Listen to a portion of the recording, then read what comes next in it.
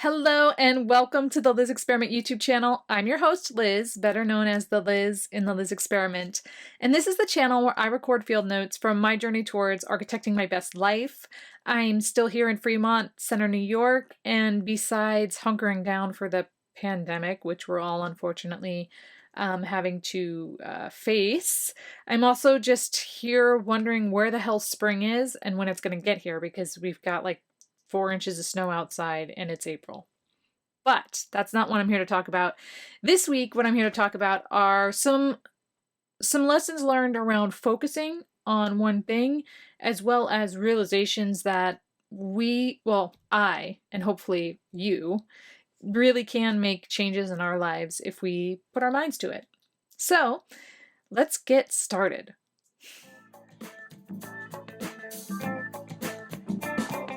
Life's a foolish game. Do you ever feel the same? Well, maybe we could change. Turn the ship another way. All right, y'all. So I mentioned two things in the intro that I sort of learned this week. And I hesitate to say learn because I think we all intrinsically already know the things we need to do, or like the things we need to understand and then do to become a version of ourselves that we want to be. Or we're already the versions of ourselves we want to be and we don't need to change. But so I hesitate to use learn, but I'm going to use it. And those two things were really focusing on one thing, and then also really owning that I have the ability to make real change in my life. And I want to talk about both of those a little bit further. I think they're super entwined. I think a lot of the things I talk about here that I talk about with all of you are super entwined, but these two specifically are what I've been really playing with over the past 2 weeks and seeing some pretty good results from. So the first thing I mentioned was this idea of focus. I've been thinking about this idea for a long time. I've been talking about it with my friends, my business partner, my other friends. I talk about this a lot because I tend to use tasks and activities and other forms of what I like to think are achieving goals as a distraction from, like I mentioned last week, discomfort or the things that are really wrong. You know, there's the things that you're told you should want to go get in life, like, I don't know, maybe like a higher position in your career, or you should want to have children and you should want to get married, you should want to get a nice home. Like, and none of those things are wrong or bad. It's just there are those things that you can achieve that are external. And then there's the parts of you inside that along with your own life journey, whatever that journey looks like, you're like, ooh, that didn't feel so good. But I distract myself from oh, that didn't feel so good, Liz, with, yeah, but at least you made X amount of dollars this month, or yeah, but at least you got to travel to however many countries this year. And so what this practice of focusing on one thing has helped with, well, let me talk about the practice first. So I just finished reading the book, The One Thing, and I'll provide a link to that down below in the discussion area. It's a great book because it centers around this question of, or this practice of asking yourself the question of, what is the one thing I can do right now to do whatever the thing is, for my business, for myself, just for my life, for existence, such that everything else becomes easier or is even unnecessary. And as I started to actually put that practice, that asking myself that question each morning when I wake up, what's the one thing I can do today for my life such that everything else will become easier or even unnecessary? And then when I sit down to go to work, what is the one thing I can do today for my business such that makes everything else easier or unnecessary?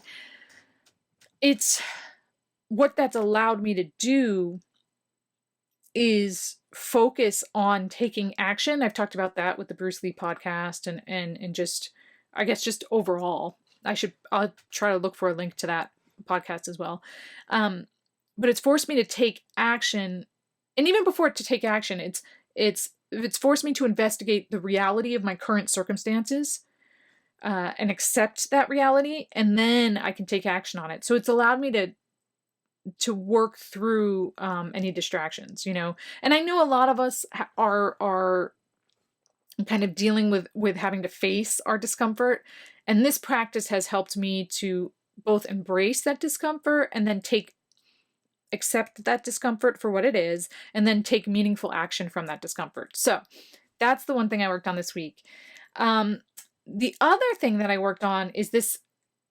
I think it came partly from that practice, partly from many of the things I've talked about over the years, and I've talked about with friends and all of these things that I've brought up before, which is by taking that action from a place of acceptance, I've not only created real life change for myself the past 2 weeks, but I have observed my ability to do so.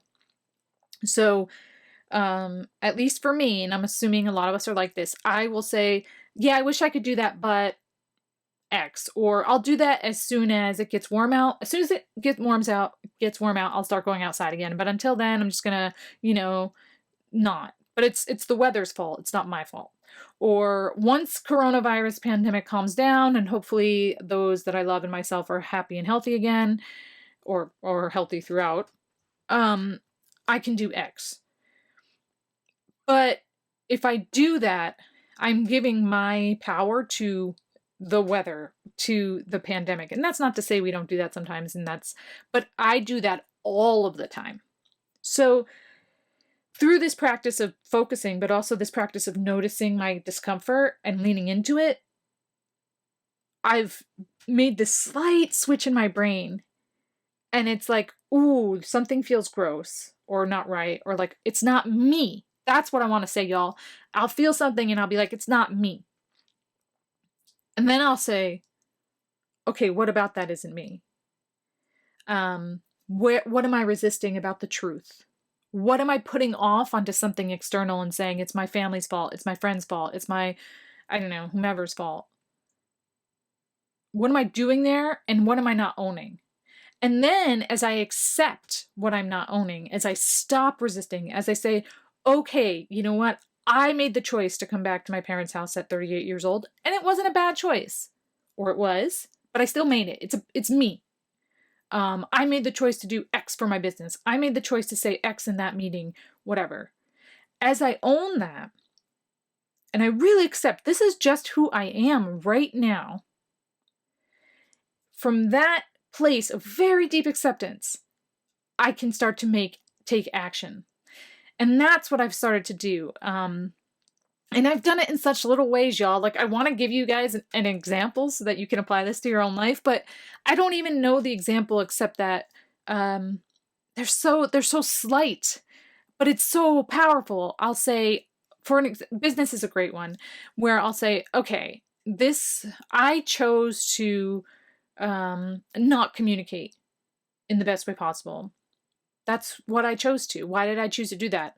Well, because I felt like I was being threatened, or I felt like nobody would listen to me, or I felt X, Y, and Z. Okay, is that true? Well, it's true that I felt that way, but that isn't true that nobody was listening to me. It could be just that I held back and didn't communicate. Okay, well, I want to communicate. And then I'll take that action of communication. And from there, everything turns around. It sounds so simple, but I really, really encourage you to look at just the tiniest bit of discomfort that arises in your life.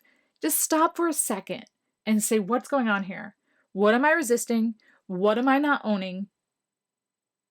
Can I accept that? If yes, go about your day. If not, take action to change it. And another part of all of this, I think, that I've been working on is saying no a lot. So I mentioned focusing my time and energy and wanting to do that, and having been doing that. It's like, as I focus my time and energy, I have to say no to people who want my time and energy. I have to say no to things and activities that I normally would use to distract myself, a Zoom call, a happy hour, a webinar to make myself better. It's like, no, all of that, it's not all bad. It's just in this moment, I need time to reflect. So I take that. And by me taking that time and saying no, that in and of itself is the action to make change. So that's all I got for this week, y'all. Next week, or the next time I film, I don't know what my film schedule is anymore. I'm going to have to talk to my director, you know what I'm saying? I'm the director. But the next time you hear from me, I'm sure I'll be back here in Fremont Center, New York still. Hopefully you are all healthy and well, and your families are healthy and well. I'm sending you tons of good vibes from here in upstate New York with the snow, unfortunately. I want to thank Hands Adam featuring Snowflake for the music that I use in the intro and outro. If you like this video, please give it a thumbs up. Don't forget to subscribe so you can get it in your inbox every week. And also, I would love to hear from y'all. Like, what is going on with you and your discomfort, especially during this time when you have to be home? You know, like, I'm imagining I lived alone for a long time and now I'm back with my parents. So it's like I'm the kid who they have to be around. I don't have kids, you know. I don't have a spouse. So I'm curious, for those of you who are being forced to be present with the world around you, that world being so much smaller now, what's that like? And how are you handling that discomfort? And how are you taking action to make real change? So, until next time, y'all, thank you so very much for watching. Again, be well, be healthy, be happy.